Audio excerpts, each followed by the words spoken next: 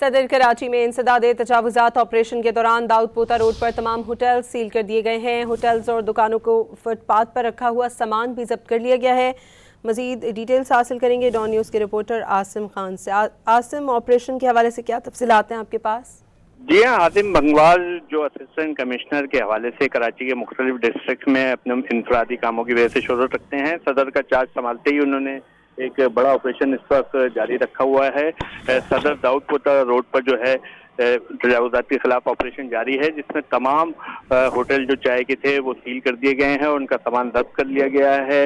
حاتم بنگوال کے ساتھ T N C کا عملہ، انچارج شاہ نواز خان اور ان کی ٹیم اور پولیس کی بھاری نفری بھی موجود ہے، اور حاتم بنگوال کا یہ کہنا ہے کہ صدر سے تجاوزات کا اب مکمل خاتمہ کیا جائے گا، کیونکہ گزشتہ کئی ماہ سے جاری آپریشن کے بعد دیکھا جا رہا تھا کہ تجاوزات کے خلاف آپریشن ہوتا تھا اور پھر دوبارہ تجاوزات قائم ہو جاتی تھی۔ تاہم اب حاتم بنگوال کا کہنا ہے کہ کسی قسم کی تجاوزات برداشت نہیں کی جائیں گی۔ بہت شکریہ عاصم خان آپ کا۔